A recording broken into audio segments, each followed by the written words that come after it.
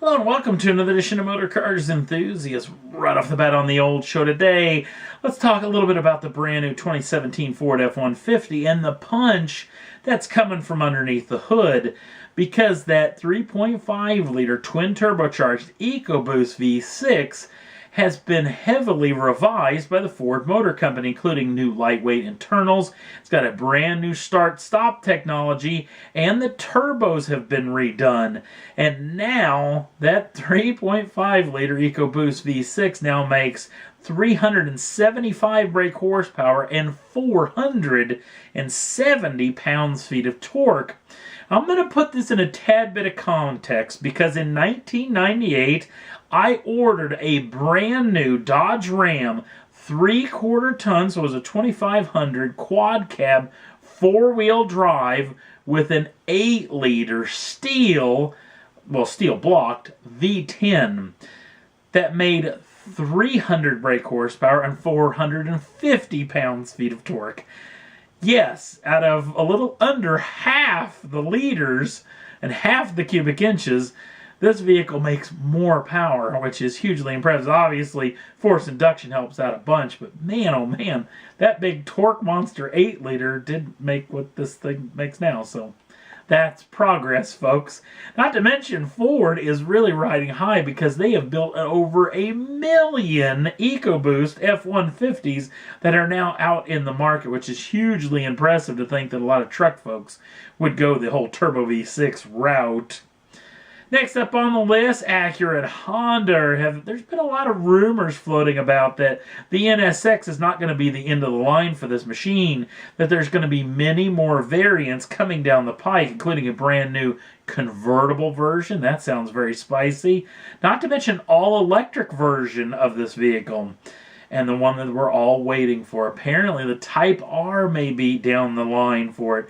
And what they're going to do with this new Type R, possibly, is completely ditch the hybrid drivetrain altogether and really spool up the turbo on that V6 to make a massive amount of power. And obviously, losing the hybrid drivetrain means the car is going to lose a lot of weight as well. So, very, very interesting to think that this could be coming down the line very soon. So, guaranteed, if we hear anything about it, we're going to keep you in tuned. Next up on the list, let's talk about golf. Because Mercedes-Benz has built a golf cart, and as you would think, it's quite posh. A lot of carbon fiber, a lot of lightweight materials. Obviously, the thing looks pretty doggone amazing. Now, the vehicle comes with a 4 brake horsepower electric engine with a lithium-ion battery pack that allows 50 miles of range to be achieved and only 6 hours to recharge the machine. The vehicle has a built-in fridge that's built and tucked under the seat itself, which sounds amazing. Not to mention LED lights that make the vehicle entirely roadworthy, especially for a lot of these small towns where allow you to drive a golf cart around the city center. This vehicle is totally road legal, and the thing has a 10.1-inch touchscreen in the center of it, which is pretty doggone slick. Not to mention big speakers throughout the machine that are all Bluetooth enabled, so you can stream all the kind of audio and video that you'd want to right from your smartphone using all the audio there. The vehicle has an electronic scoreboard obviously for keeping your score when you're out playing the links. And the thing will be able to achieve upwards of 19 miles an hour, which means you can get your golf game done plenty quick. Now, they've only built 2 of these, and that's all Mercedes-Benz has plans as of now, but they say if the interest is spiked and a lot of people ask for one, they will make more. No word on just about exactly how much this thing is going to cost, but with all the carbon fiber, including the roof and the actual fender flares and everything, this thing is going to be pretty doggone pricey, I would assume, indeed. So we'll keep you in tune if we hear any more about that. Last up on the list, let's talk a little bit about Lamborghini, because there's been some rumors floating about what could come of the next generation of Lamborghinis and the next generation of what they've got working on with their brand new Seattle-based Advanced Composite Structure Laboratory. Now, this is a brand new place that they've actually built in conjunction with the Boeing Aerospace Group to build a lot of lightweight structural pieces.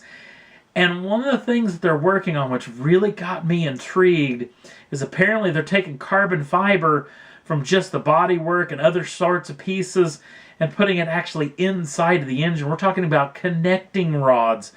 The rod right in between the crankshaft and the pistons themselves. Now, I gotta think that a lot of things are really going to help, because the lightweight material of this deal is going to mean it's going to take a lot of stress off the crankshaft, which could mean you could have spin the RPMs up a tad bit more. But there are a couple of things that have really got me thinking.